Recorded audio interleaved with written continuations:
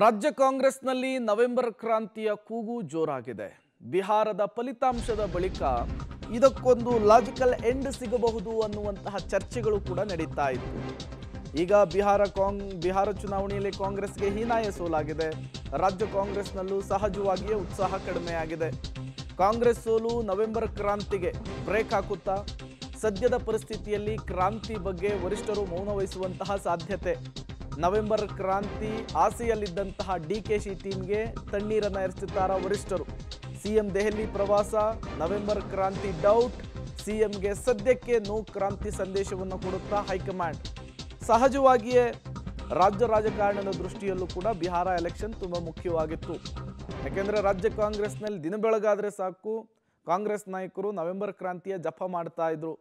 ಬಿಹಾರ ಫಲಿತಾಂಶದ ಮೇಲೇನೆ ನವೆಂಬರ್ ಕ್ರಾಂತಿಯ ಭವಿಷ್ಯ ನಿಂತಿದೆ ಅನ್ನುವಂತಹ ಮಾತುಗಳು ಕೂಡ ಕೇಳಿ ಬರ್ತಾ ಇತ್ತು.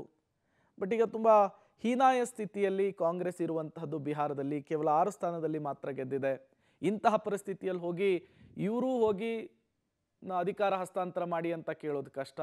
ಅವರೂ ಕೂಡ ಇರುವಂತಹ ಕಾಂಗ್ರೆಸ್ನಲ್ಲಿ ಅಧಿಕಾರ ಹಂಚಿಕೆ, ಸಚಿವ ಸಂಪುಟ ವಿಸ್ತರಣೆ ಅಥವಾ ಪುನರ್ರಚನೆ ಅಂತ ಹೋಗಿ ಜೇನುಗೂಡಿಗೆ ಕೈ ಹಾಕುವಂತಹ ಸಾಧ್ಯತೆ ತುಂಬ ಕಡಿಮೆ ಅನ್ನೋದು ಗೊತ್ತಾಗ್ತಾ ಇದೆ.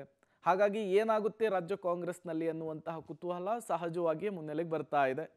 ಇವತ್ತು ಸಿಎಂ ಸಿದ್ದರಾಮಯ್ಯನವರು ದೆಹಲಿ ಪ್ರವಾಸವನ್ನು ಕೂಡ ಕೈಗೊಳ್ಳೋ ಚಾನ್ಸಸ್ ಇದೆ.